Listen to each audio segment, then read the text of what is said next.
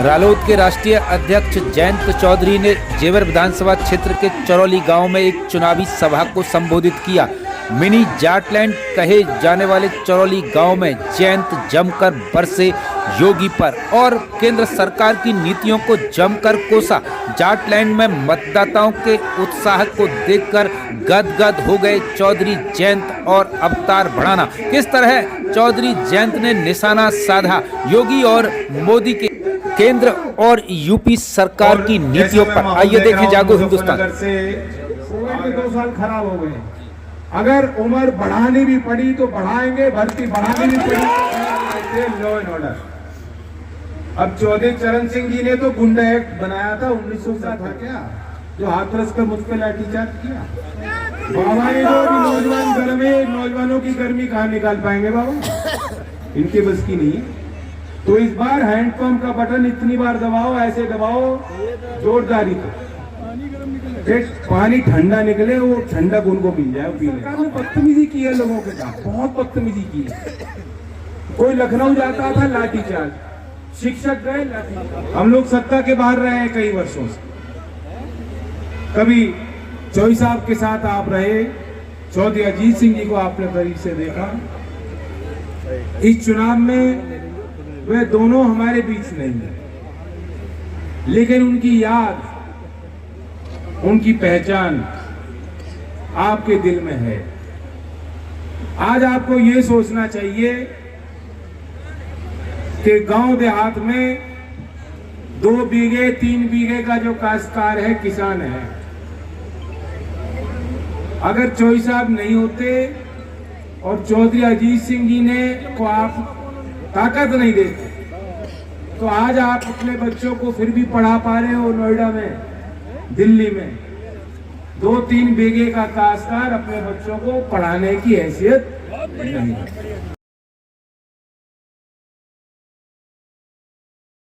आजाद भारत में पहली ऐसी सरकार बनी जो कहने को तो बहुत मजबूत थी। यूपी में 303 विधायक, 303 राइफल बंदूक आपने योगी जी को पकड़ा दिया, और संसद में इतनी प्रचंड बहुमत भारतीय जनता पार्टी की। लेकिन पहली बार ऐसा हुआ कि सरकार इतनी मजबूत बना दी जिसके आगे जनता मजबूर हुई, और 13 महीने आंदोलन चला। 13 महीने आंदोलन चलाने वालों का कोई लालच था क्या? उनके रास्ते में तार बिछाई गई, बैरिकेडिंग लगाई गई, उनका हर मोड़ पर अपमान करने की कोशिश सरकार के गुंडे और दलालों ने किया। आजाद भारत में क्या कभी 13 महीने का आंदोलन चलाने को आप मजबूर हुए क्या? क्यों नौबत आई?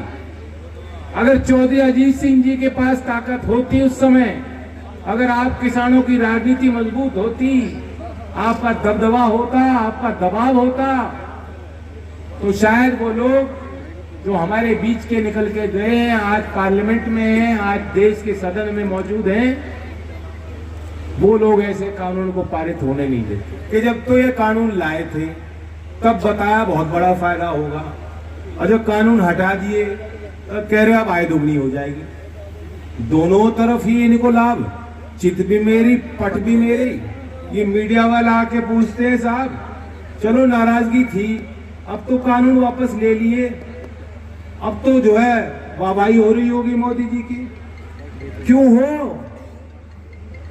क्यों कोई बढ़ाई करें इस सरकार की जिसने किसानों को कुचल दिया? पीछे से जो है वार हुआ, थार निकल के चल गई, और उसके बचाव में पूरी सरकार जुटी रही। वे लोग आज भी सुशोभित हैं, मंचों पे मंत्री बने बैठे हैं। क्या दंड मिला उनको? 13 महीने तो हमारे बेकार हुए। ना एमएसपी की कोई बात हो रही, ना ही उन शहीद परिवारों के सम्मान में कोई बात हो रही। लानत है ऐसे लोगों पर। मेरे नजर में मजबूत वो लोग होते हैं जो जनता के आगे झुकते हैं। जनता के आगे झुकने वाली सरकार, जनता की मानने वाली सरकार, बात वे मजबूत है। ये तो कमजोर पंगु लोग हैं, इन्हें तो बस एक चीज दिख रही, सत्ता, और उस सत्ता को हासिल करने के लिए सारी हदें पार कर सकते हैं। मैं चौधरी चरण सिंह जी का नाती हूं। यहाँ कोई ये यकीन करेगा इस बात को, अगर मुझे ताकत मिलेगी, सत्ता मिलेगी, मैं कभी दंगा भड़काऊंगा? इन बातों का जवाब मैं नहीं दे सकता। इन बातों का जवाब अगर देना है तो 10 तारीख में आप दे सको। आप मेरे बड़े हो, 24 साल से जाने के बाद वरना यही उल जुलूल बातें चलेंगी। और एक बात और बता रहा हूं, मैं आपको चेताने आया हूं। हालांकि माहौल तो बहुत बढ़िया है, कोई जगह नहीं दे रहा गांव में इन्हें बैठने को, लेकिन अगर हम और आप चूक गए तो नतीजा क्या होगा? नतीजा ये होगा कि अब तो आंदोलन हो गया और मान सम्मान की लड़ाई भी लोगों ने लड़ी और उनकी बात भी मानी गई। लेकिन अगर हम और आप चूक गए तो आने वाले समय में किसी की हिम्मत नहीं होगी कि सड़क पे आके आंदोलन करे और समाज की बात कह सके। सवाल जेवर का है, सवाल हमारे मुद्दों का है, सवाल हमारे विकास का है, लेकिन सवाल हमारे अस्तित्व का भी है। इस क्षेत्र ने हमेशा किसान आंदोलन में बड़ा योगदान दिया। हालांकि अब इसका मिजाज बदल रहा है, बड़े शहर का हिस्सा बन रहे हो, एनसीआर में हो, लेकिन उसका आपको लाभ क्या मिल रहा है मैं पूछना चाहता हूं। क्या लाभ मिल रहा है आपको? और इस सरकार ने आपको क्या दिया?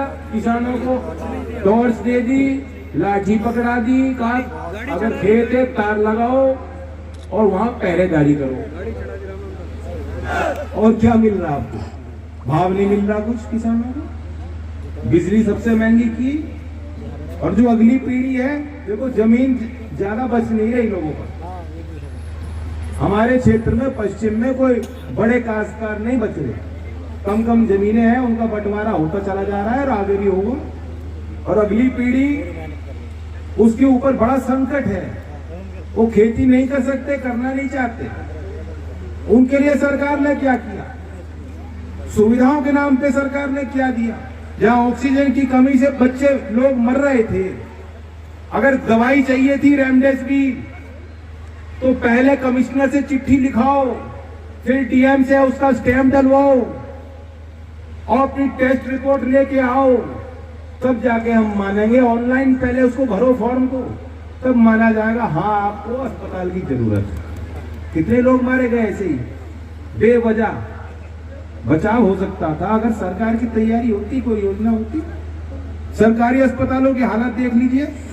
और हमने एक आरटीआई डलवाई, और ताजुब होगा आपको कि कोविड के 2 साल गए हैं, इसमें एक भी डॉक्टर या नर्स की भर्ती उत्तर प्रदेश सरकार ने नहीं की। एक भी डॉक्टर की भर्ती नहीं हुई। बार बार भर्ती होती है, नौकरी मिलती है, भर्ती बुलाई जाती है, नौकरी किसी को मिलती नहीं। कभी पेपर लीक हो जाएगा, कभी इम्तिहान रद्द हो जाएंगे, भर्ती रद्द हो जाएगी। और मैं इसलिए नौजवानों को कहना चाहता हूँ, मिलिट्री की तो भर्ती हो ही नहीं रही, हुई थी 2 साल लेकिन फिर भी गांव में आप जोड़ लगा रहे हो। इन्होंने बात कही, मैं बात पकड़ के बता रहा हूँ। अखिलेश जी से हमने बात कर ली है, हमने घोषणा पत्र में रखा था और उन्होंने भी बात रखी है, स्वीकारी है। कोविड में 2 साल खराब हो गए, अगर उम्र बढ़ानी भी पड़ी तो बढ़ाएंगे, भर्ती बढ़ानी भी पड़ी तो